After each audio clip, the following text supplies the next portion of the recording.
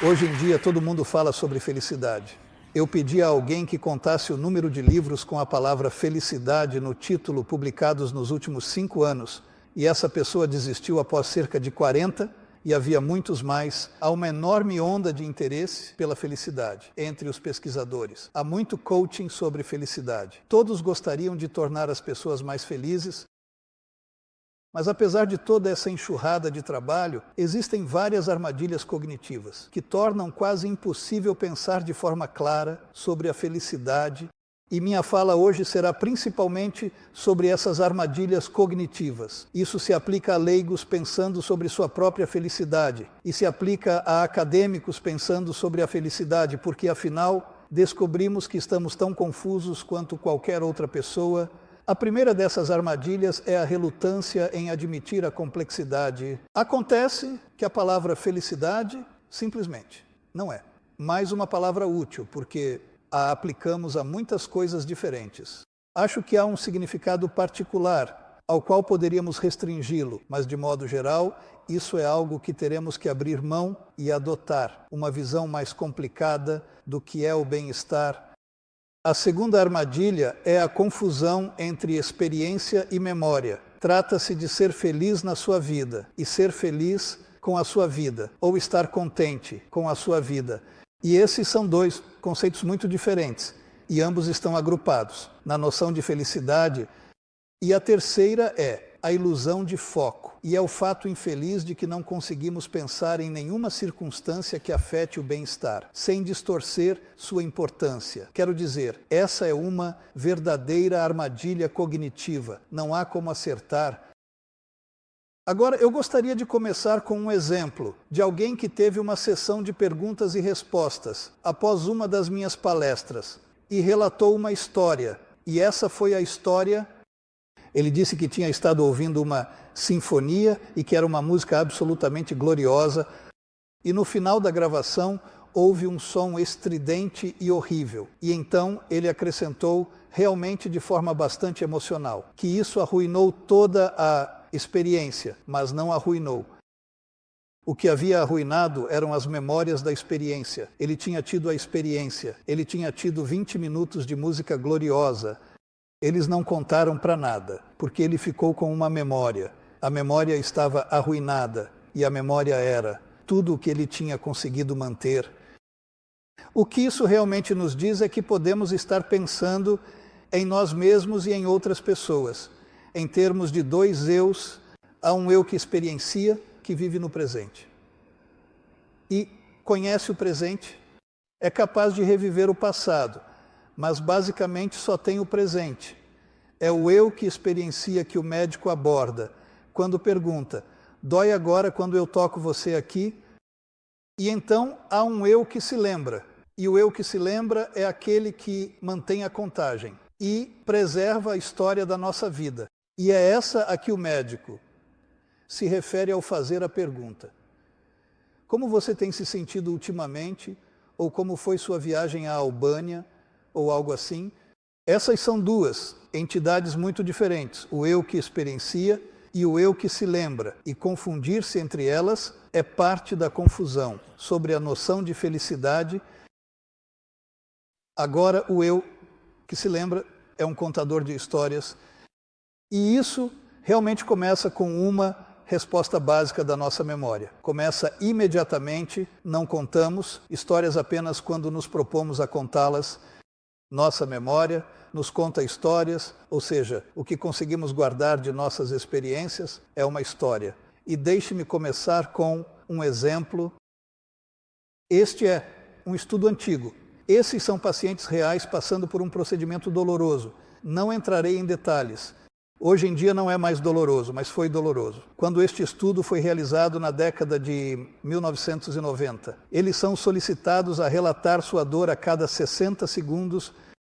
E aqui estão 2 pacientes. Essas são suas gravações. E você é perguntado: quem deles sofreu mais? E é uma pergunta muito fácil. Quero dizer, claramente o paciente B sofreu mais. A colonoscopia dele foi mais longa.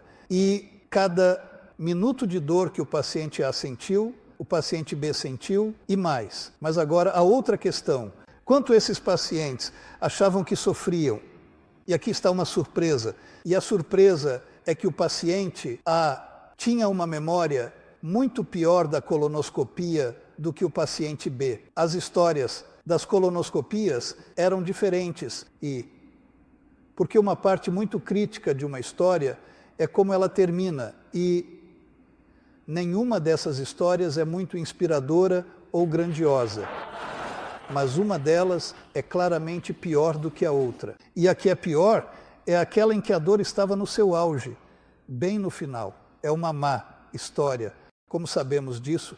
Porque perguntamos a essas pessoas, após a colonoscopia e muito tempo depois também, quão ruim foi tudo, no total, e foi muito pior para A do que para B na memória. Agora, isso é um conflito direto entre o eu que experiencia e o eu que se lembra. Do ponto de vista do eu que experiencia, claramente B teve um tempo pior. Agora, o que você poderia fazer com o paciente? A. E nós realmente realizamos experimentos clínicos, e isso foi feito e funciona. Você poderia, na verdade, estender a colonoscopia do paciente, a apenas mantendo o tubo no lugar sem movê-lo muito. Isso fará com que o paciente sofra, mas apenas um pouco, e muito menos do que antes. E se você fizer isso por alguns minutos, você terá piorado o eu que experiencia do paciente A e terá melhorado muito o eu que se lembra do paciente A, porque agora você dotou o paciente A com uma história melhor sobre sua experiência.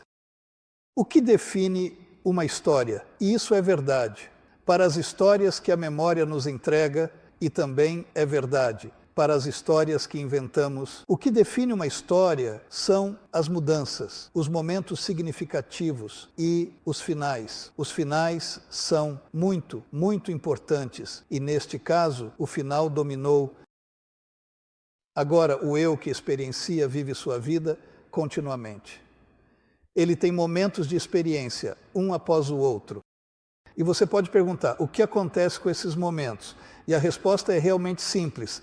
Eles estão perdidos para sempre. Quero dizer, a maioria dos momentos da nossa vida, e eu calculei, o presente psicológico é dito ter cerca de 3 segundos de duração. Isso significa que em uma vida há cerca de 600 milhões deles. Em um mês, há cerca de 600 mil. A maioria deles não deixa vestígios. A maioria deles é completamente ignorada pelo eu que se lembra. E ainda assim, de alguma forma, você tem a sensação de que eles deveriam contar que o que acontece durante esses momentos de experiência é a nossa vida, é o recurso finito que estamos gastando enquanto estamos nesta terra. E como gastá-lo parece ser relevante, mas essa não é a história que o eu que se lembra guarda para nós. Assim temos o eu que se lembra e o eu que experiencia, e eles são realmente bastante distintos. A maior diferença entre eles está na forma como lidam com o tempo.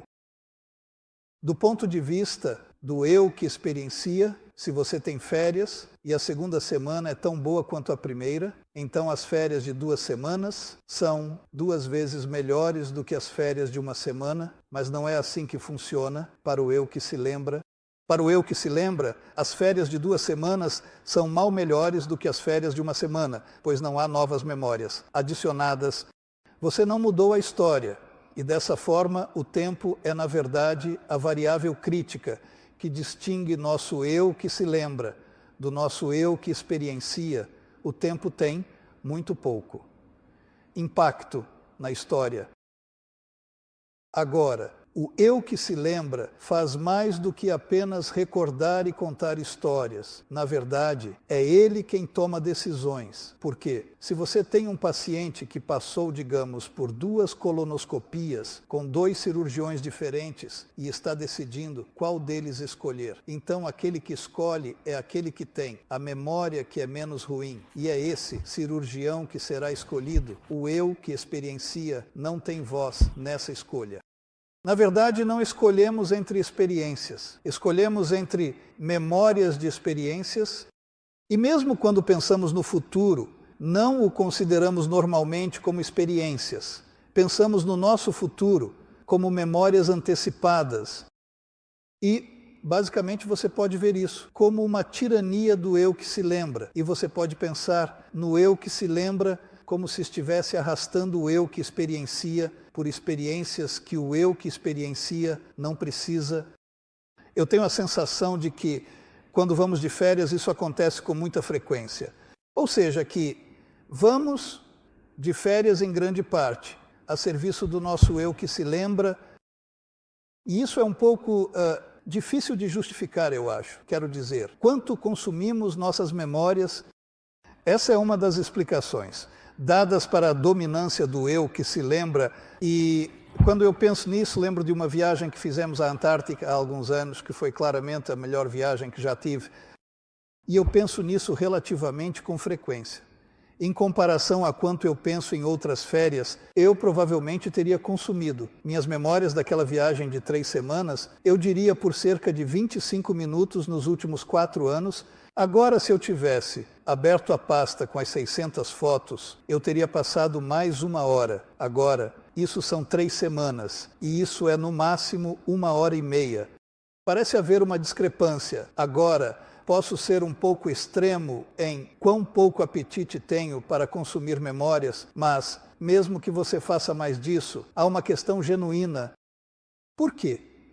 Colocamos tanto peso na memória em relação ao peso que damos às experiências? Então, quero que você pense em um experimento mental.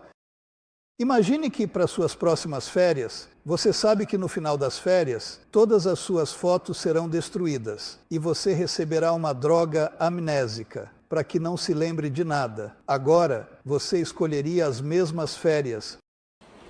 E se você escolhesse uma férias diferente, há um conflito entre os seus dois eus.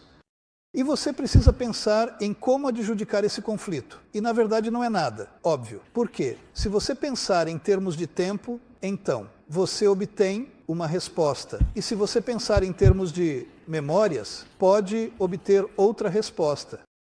Por que escolhemos as vocações? O que escolhemos é um problema que nos confronta com a escolha entre os dois eus. Os dois eus trazem 2 noções de felicidade. Na verdade, existem 2 conceitos de felicidade que podemos aplicar, um para cada eu. Então você pode perguntar, quão feliz é o eu que experiencia? E então você perguntaria, quão felizes são os momentos na vida do eu que experiencia? E há a felicidade por momentos, que é um processo bastante complicado. Quais são as emoções que podem ser medidas? E a propósito, agora somos capazes de ter uma boa ideia da felicidade do eu que experiencia ao longo do tempo. Se você perguntar sobre a felicidade do eu que se lembra, é uma coisa completamente diferente. Isso não se trata de quão feliz uma pessoa vive. Trata-se de quão satisfeita ou contente a pessoa está quando pensa sobre sua vida. Noções muito diferentes. Quem não distingue essas noções vai atrapalhar o estudo da felicidade. E eu faço parte de um grupo de estudantes do bem-estar que tem atrapalhado o estudo da felicidade há muito tempo, exatamente dessa forma. A distinção entre a felicidade do eu que experiencia e a satisfação do eu que se lembra tem sido reconhecida nos últimos anos, e agora há esforços para medir os dois separadamente. A organização Gallup realizou uma pesquisa mundial, onde mais de 500 mil de pessoas foram questionadas sobre o que pensam de suas vidas e sobre suas experiências. E houve outros esforços nessa direção. Assim, nos últimos anos, começamos a aprender sobre a felicidade das 2 células. E a principal lição, eu acho que aprendemos, é que eles são realmente diferentes. Você pode saber o quão satisfeito alguém está com sua vida, e isso realmente não ensina muito sobre quão feliz essa pessoa está vivendo sua vida e vice-versa. Apenas para lhe dar uma ideia da correlação, a correlação é de cerca de 0,5. O que isso significa? É que se você conhecesse alguém e lhe dissessem, o pai dele tem 6 pés de altura, quanto você saberia sobre a altura dele? Bem, você saberia algo sobre a altura dele, mas há muita incerteza. Você tem essa incerteza. Se eu te disser que alguém classificou sua vida como 8 em uma escala de 10, você terá muita incerteza sobre quão feliz essa pessoa está com seu eu que experiencia. Portanto, a correlação é baixa. Sabemos algo sobre o que controla a satisfação do eu da felicidade. Sabemos que o dinheiro é muito importante, que ter metas é muito importante. Sabemos que a felicidade está principalmente em estar satisfeito com as pessoas que gostamos, passando tempo com as pessoas que gostamos. Existem outros prazeres, mas este é o dominante. Portanto, se você quiser maximizar a felicidade dos dois eus, acabará fazendo coisas muito diferentes. A conclusão do que eu disse aqui é que realmente não devemos pensar na felicidade como um substituto para o bem-estar. É uma noção completamente diferente. Agora, muito rapidamente, outra razão pela qual não conseguimos pensar claramente sobre a felicidade é que não prestamos atenção às mesmas coisas quando pensamos sobre a vida e quando realmente a vivemos. Portanto, se você fizer a simples pergunta sobre quão felizes as pessoas estão na Califórnia, não chegará à resposta correta. Quando você faz essa pergunta, você pensa que as pessoas devem ser mais felizes na Califórnia. Se, digamos, você mora em Ohio, e o que acontece é que quando você pensa em viver na Califórnia, você está pensando no contraste entre a Califórnia e outros lugares. E esse contraste permanece no clima. Bem, acontece que o clima não é muito importante para o eu que experiencia. E não é nem mesmo muito importante para o eu reflexivo, que decide quão felizes as pessoas são. Mas agora, porque o eu reflexivo está no comando, algumas pessoas podem acabar se mudando para a Califórnia.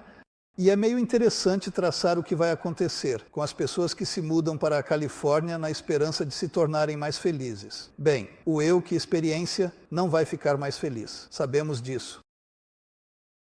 Mas uma coisa vai acontecer. Eles vão pensar que estão mais felizes, porque, ao refletirem sobre isso, serão lembrados de quão horrível foi o clima em Ohio e sentirão que tomaram a decisão certa. É muito difícil pensar de forma clara sobre o bem-estar e espero ter lhe dado uma ideia de quão difícil isso é. Obrigado.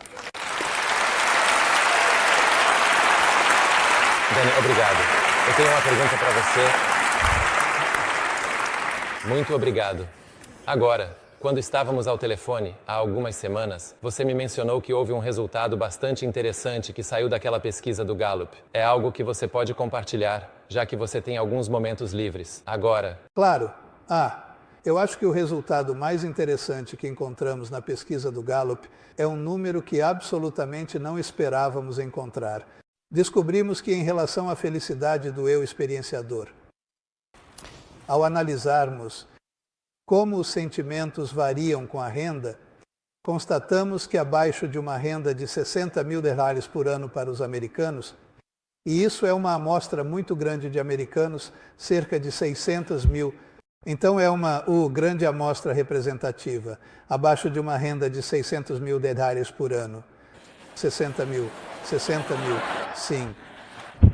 $60.000 por ano. As pessoas estão infelizes e ficam progressivamente mais infelizes. Quanto mais pobres elas ficam, acima disso obtemos uma linha absolutamente plana. Quero dizer, vi linhas tão planas. Claramente o que está acontecendo é que o dinheiro não compra felicidade experiencial, mas a falta de dinheiro. Certamente compra miséria, e podemos medir essa miséria de forma muito, muito clara em termos do outro eu, o eu que se lembra. Você obtém uma história diferente.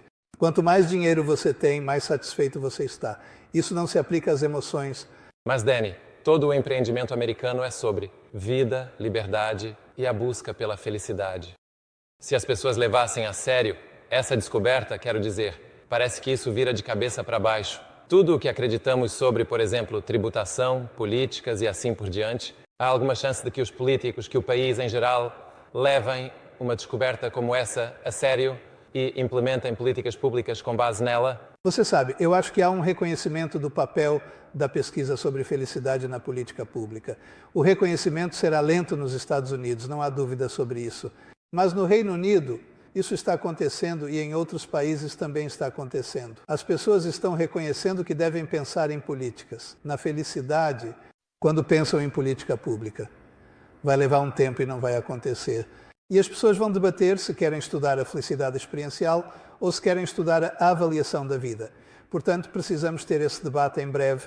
Como aumentar a felicidade? Segue caminhos muito diferentes dependendo de como você pensa e se você considera o eu que lembra ou o eu que experiencia. Isso vai influenciar a política. Eu acho que nos próximos anos, nos Estados Unidos, estão sendo feitos esforços para medir a felicidade experiencial da população. Isso vai ser, eu acho, dentro da próxima década ou duas, parte das estatísticas nacionais. Bem, parece-me que essa questão será, ou pelo menos deveria ser, a discussão política mais interessante a acompanhar nos próximos anos. Muito obrigado por inventar a economia comportamental. Obrigado, Danny Kahneman.